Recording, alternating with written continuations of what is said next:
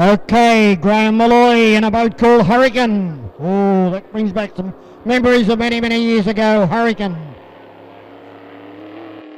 5 litre hydroplane, 1,300 kilometres from home he is.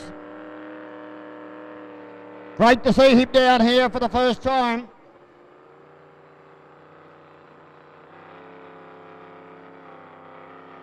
I saw the Hurricane crew walking around this morning with their wonderful shirts.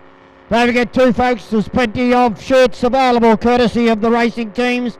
I know Immortal, the Gouch, has got plenty to sell, so do go along, support them. Quite a few others that also have merchandise, so please do look after the people that put on the show out on the water to keep them racing around the country.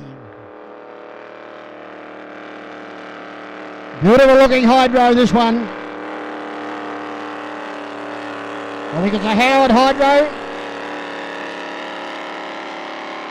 So the 5 litre Hyper 5s, they'll be running at the weekend as well in a round of their series.